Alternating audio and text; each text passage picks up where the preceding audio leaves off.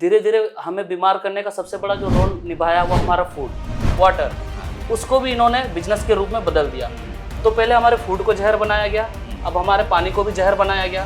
तो इंसान पहले के मुकाबले आज जितना बीमार पड़ रहा है, अगर उन्होंने ये फूड पैटर्न को चेंज नहीं किया तो आगे और भी ज़्यादा बीमार पड़ेगा। कहीं ऐसा ना हो कि आने वाले दिन में हवा को भी प्रोसेस किया जाएगा।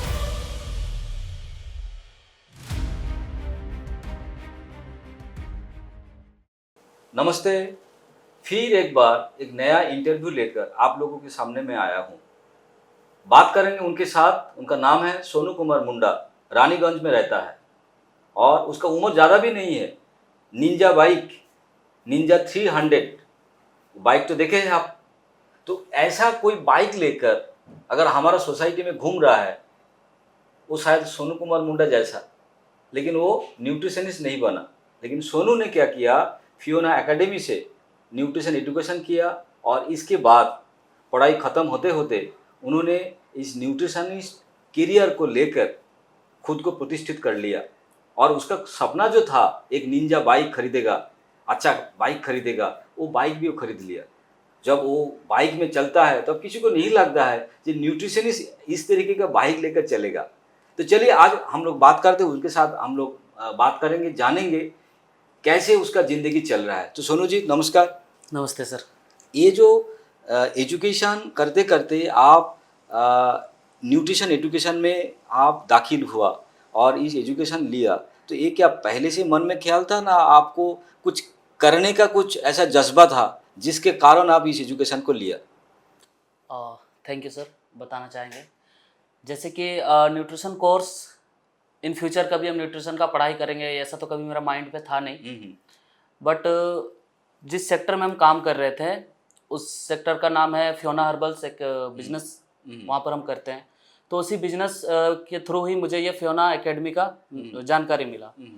तो बिजनेस में ये एकेडमी या इस कोर्स को हमको आगे भी प्रोवाइड करना था।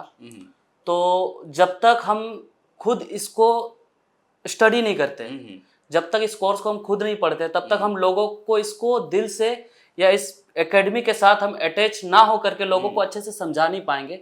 ये सोचकर मैंने भी इस कोर्स को लेने का सोचा। तो इस तरीके से मैंने फियोना एकेडमी का जो कोर्स है उसको लिया।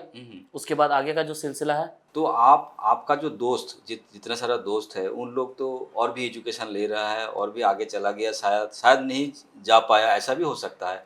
तो उन लोग क्या बोल रहा है जो आप सोनू जी से ही किए थे ना आप गलत रास्ते में चला आया? नहीं, बेसिकली हाँ, ये रिलेट कर रहा है आपका क्वेश्चन, बहुत बढ़िया। मेरे स्कूल में जितने भी मतलब फ्रेंड थे, सब पढ़ने में मुझसे काफ़ी अच्छे थे। मैं एवरेज स्टूडेंट था, ना ज़्यादा अच्छा ना ज़्यादा पीछे। तो बट कभी भी मेरे माइंड में जॉब को लेकर के या अच्छा कॉलेज को लेकर के माइंड में कभी ऐसा आया ही नहीं। जब वो लोग आपस में बात करते थे कि 10th के बाद हम लोग यहाँ एडमिशन कराएंगे, 11 12, तो मेरे दिमाग में कुछ समझ में नहीं आता था। वो लोग एक से एक एक्सट्रीम को लेकर के बात करते थे कि मैं बीकॉम करूंगा आर्ट्स, तो मुझे तो कुछ समझ में ही नहीं आता था। तो आज उन लोगों का जो है कंडीशन, कुछ दोस्त जो है अच्छे पोस्ट पे हैं, कोई सीए में, कोई सीए है, अच्छे जगह पे, और कुछ लोग आज भी नॉर्मली कोई फैक्ट्री में चला गया, और कुछ लोग नॉर्मली आज भी बेरोजगार घर में बैठे हैं। मतलब काम नहीं, ज्यादातर लोग मतलब बस गिने चुने 5 से 6 लोग ही ऐसे हैं जो अच्छे जगह पे भी सेटल है। अच्छा, मतलब आपका जितना सारा दोस्त है, कुछ दोस्त उनको नौकरी मिला, पोजीशन मिला, लेकिन ज़्यादा से ज़्यादा लोग बेकार है, बेरोजगार है, अभी भी घर में बैठा है। हाँ। तो सोनू जी, ये जो न्यूट्रिशन एजुकेशन आपने लिया, क्योंकि एक आप जैसा उम्र वाला लोग न्यूट्रिशन एजुकेशन को नहीं चुनता है, क्योंकि nutrition is relate with your food, खाना। सो खाना को ठीक करना, खाना को सही करना, और खाने के बारे में आज का जो मतलब नौजवान है वो ज़्यादा बिजी रहता है, क्या खाएंगे, कैसे खाएंगे। तो ये जो पढ़ाई किया, इस पढ़ाई करने के बाद आपका खुद का जो फूड पैटर्न था पहले का, वो कितना चेंज हो गया? सर बोलेंगे बेसिकली ये जो कोर्स मिला हमको बिल्कुल राइट समय पे मिला। उस वक्त मेरा फूड हैबिट पूरा तरीके से बदल गया था, क्योंकि जानकारी नहीं था। और इस कोर्स से पहले और इस फियोना हर्बल से पहले मैं टीचर लाइन में था। तो टीचर लाइन में होता क्या है कि बच्चों को पढ़ाने के बाद जो मिलता है ट्यूशन फीस, वो टाइमली नहीं मिलता है। कोई पेरेंट्स आज दिया, कोई कल दिया, परसों दिया, ऐसा होता है। तो हर दिन मेरे हाथ में पैसा आता था, ट्यूशन पढ़ाने में जाता था, जब रिटर्निंग आता था तो मैं वही फास्ट फूड खाता था, रोज का मेरा ये बन गया था। और टीचरिंग लाइन में जाने से क्या होता है कि आपको बैठे बैठे ही सारा काम करना पड़ता है। पहले स्कूल में पढ़ाओ, स्कूल में पढ़ाने के बाद फिर शाम में ट्यूशन पढ़ाओ, मतलब आपको फिजिकल एक्टिविटी करने का मौका नहीं मिल रहा है, प्लस आप फास्ट फूड ही खा रहे हो डेली। तो मेरा हेल्थ बहुत ही ज्यादा बिगड़ने लगा था उस वक्त। लेकिन राइट टाइम में जब आया तो मुझे जब पता चला कि न्यूट्रिशन कोर्स में फूड के बारे में जब बताया गया, डिजीज के बारे में, ह्यूमन बॉडी के बारे में जब बताया गया, तब मुझे पता चला कि मैं कितना गलत ट्रैक पे चला गया था। तो वहां से मैं बहुत, मतलब कितना बोलूंगा, लगभग 70 to 80% मैं ट्रांसफॉर्म हो गया। मतलब बहुत सारे जो बैड हैबिट थे, बैड फूड, कुछ मैं बताना चाहूंगा, जैसे chowmein, pasta, samosa, cold drinks, इस तरीके का बहुत सारा फूड मैंने अवॉइड कर दिया।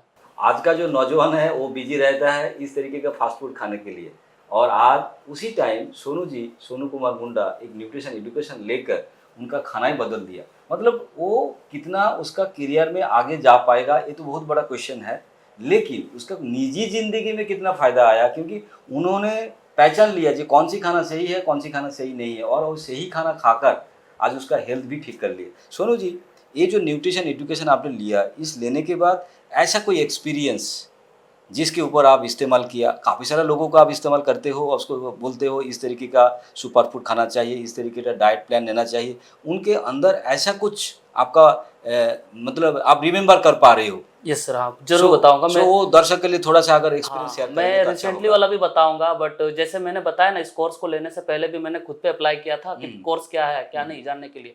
सेम इसी तरह यहाँ का जो भी डाइट है वो भी मैंने पहले खुद पे अप्लाई किया कि क्या रियल में ये डाइट इफेक्टिव है। तो जब हमारे पास फियोनापैथी बोल के एक प्रोडक्ट लॉन्च हुआ था, उसमें हमें फियोनापैथी डाइट भी बताया गया था। उसे बोला गया था मिनिमम आप 21 डेज फॉलो करो।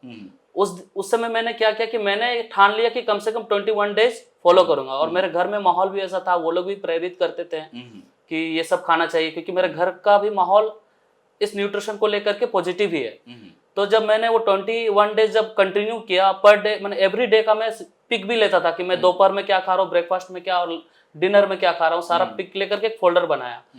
तो जब वो कंप्लीट हुआ, कंप्लीट होने के बाद जब मैंने खुद को आईने में देखा तो मैंने बहुत कुछ डिफरेंट पाया अपने अंदर से भी और बाहर से भी। तब मुझे रियलाइज हुआ कि नहीं, एक्चुअल में ये काम करता है। मतलब 21 दिन में एक ट्रांसफॉर्मेशन, 21 दिन में एक ट्रांसफॉर्मेशन। क्या क्या मेरा वेट काफी लॉस हुआ, प्लस इससे स्किन पे ग्लो आ गया था, अलग में शरीर में एक अलग एनर्जेटिक। जब मैं सुबह मॉर्निंग वॉक पे जब रनिंग करता था तो थकता नहीं था, स्टेमिना बढ़ गया था। बहुत कुछ ऐसा पॉजिटिव साइंस जो हमको देखने को मिला, तब जा करके मुझे इस डाइट पे और ज्यादा भरोसा आया। अच्छा सोनू जी, आप जैसा काफ़ी सारा रानीगंज में काफ़ी सारा लड़का है लड़की है, वो लोग स्टडी कर रहा है, स्टडी का किसी का ख़त्म भी हो गया, नौकरी ढूंढ रहा है लेकिन नौकरी नहीं मिल रहा है। ऐसा सिचुएशन में उन लोगों को क्या करना चाहिए, आप उनको क्या मैसेज देना चाहते हो? तो मैं बताना चाहूँगा कि जो भी पढ़ लिख करके आज मतलब जैसे बेकार बैठे हैं, उन्होंने भी तो टाइम दिया 10 से 12 साल किसी पढ़ाई के पीछे उन्होंने अपना टाइम दिया। तो यहाँ भी हम लोग 9 मंथ का जो कोर्स है न्यूट्रिशन कोर्स, इसको कर सकते हैं। इसको करके आप खुद रियलाइज करिएगा कि कैसा है ये कोर्स, उसके बाद आप डिसाइड करिएगा कि इसमें हमको आगे जाना है या नहीं जाना है। इस कोर्स को करके मेरे साथ बहुत सारे ऐसे स्टूडेंट थे जो इस कोर्स को करके आज अच्छा खासा कमा रहे हैं। यहाँ एक अच्छा न्यूट्रिशनिस्ट भी है, सब कहीं ना कहीं सेटल है। हम भी यहाँ से अपना कुछ छोटा मोटा ड्रीम यहाँ से पूरा किए हैं इस कोर्स को करके। अच्छा, तो मैं चाहूँगा कि आप लोग भी एक बार इस कोर्स को जरूर ट्राई करिए। बहुत बढ़िया। सोनू जी, आप यहाँ आए और आपका जो एक्सपीरियंस है हमारा जो दर्शक है उसके साथ शेयर किया, और मेरे तरफ से एक छोटा सा तोहफा आपके लिए, द रॉ फूड लाइफ, मतलब कच्चा खाना खाने से क्या फ़ायदा है, उसका क्या विज्ञान है, इस किताब में मैंने डिस्क्राइब किया। आप पढ़िए तो आपको और भी मज़ा आएगा। थैंक यू सर, जरूर पढ़ेंगे सर। सोनू जी, मैं आपको बोलना चाहता हूँ, हमारा जो दर्शक है उनके लिए कुछ मैसेज अगर आपका है तो आप दे सकते हैं। जी जरूर, मैं एक मैसेज है, काफ़ी दिलचस्प, काफ़ी मतलब सोचने वाली बात है। क्योंकि आज के दिन में एक इंसान को हेल्थी रहने के लिए 3 चीज़ तो चाहिए ही चाहिए। जैसे कि हमें फूड के बिना हम लोग जिंदा नहीं रह सकते, और पानी पिए बिना भी हम लोग जिंदा नहीं रह सकते, साथ ही साथ हवा, बिना ऑक्सीजन के भी हम लोग जिंदा नहीं रह सकते। तो मैं इन 3 चीज़ को लेकर के थोड़ा सा टच कर जाऊंगा। देखिए बेसिकली धीरे धीरे हमें बीमार करने का सबसे बड़ा जो रोल निभाया वो हमारा फूड। पहले जब हम लोग छोटे थे, या हमारे से भी पहले के जो जनरेशन है, वो छोटे में मतलब क्या खाते थे, वही भात दाल सब्जी, या फिर रॉ फूड खेत में, या फिर पेड़ से अमरूद आम ये सब तोड़ के खाते थे। लेकिन अब इस फूड को धीरे धीरे चेंज कर दिया गया किस चीज में बदला गया, ये तो आम को आम का पैकेट में अचार डाला गया। पैकेट में डाला गया, मैंगो जूस बना दिया गया, इस तरह करके चाउमीन पास्ता ये सब कुछ जैसे जैसे डाइवर्ट किया गया, इंसान उस तरीके से मतलब रॉ फ्रूट से, रॉ वेजिटेबल Process- से प्रोसेस फूड में चला गया। चला गया और उस तरह से उन्होंने बीमारी को आमंत्रित किया। तो ये पहले तक फूड तक ही हम लोगों को दिख रहा था, लेकिन अब धीरे धीरे दूसरा जो ऑब्जेक्ट था हमारे पास वाटर, उसको भी इन्होंने बिजनेस के रूप में बदल दिया। पहले हम लोग पानी पीते थे प्यास बुझाने के लिए, एकदम सादा पानी। आज हम लोग क्या करें, मॉडर्न होते होते हम लोग पानी को कभी कोका कोला बना दे रहे, तो कभी स्प्राइट, कभी 7 अप, कभी माजा, कभी क्या लिम्का, बहुत सारे कोल्ड ड्रिंक्स आज देखने मिल रहे। स्टार्टिंग में ये 2-3 ही थे, लेकिन आज 50 से भी काफी सारे, बहुत सारे तो हम लोगों को पता भी नहीं है। तो पहले हमारे फूड को जहर बनाया गया, अब हमारे पानी को भी जहर बनाया गया। तो इंसान पहले के मुकाबले आज जितना बीमार पड़ रहा है, अगर उन्होंने ये फूड पैटर्न को चेंज नहीं किया तो आगे और भी ज्यादा बीमार पड़ेगा। तो पानी और भात, माने पानी और खाना जो था, इन दोनों को तो जहर बनाया गया। कहीं ऐसा ना हो कि आने वाले दिन में हवा को भी प्रोसेस किया जाए। तो मैं कहूंगा कि बस जो जितना नियम से जो प्रकृति ने हमें दिया है, उसी को उस प्रोसेस में खाएं, उसे अपने से दिमाग में या खुरपाती ला करके उसको चेंज करने का कोशिश ना किया। एकदम। सो माय डियर फ्रेंड्स, हम सोनू जी के साथ बात किया और सोनू जी रानीगंज में रहता है। अगर आप सोनू जी के साथ बात करना चाहते हैं, उसके साथ मुलाकात करना चाहता है, उसका नंबर हम इस वीडियो के नीचे दे देंगे। अगर आप उनके साथ आपका न्यूट्रिशन रिलेटेड, चैलेंज रिलेटेड और करियर रिलेटेड भी बात करना चाहते हैं तो आप बात कर सकते हैं। सो तब तक आज यहाँ मैं विदाई ले रहा हूँ। सो नमस्कार।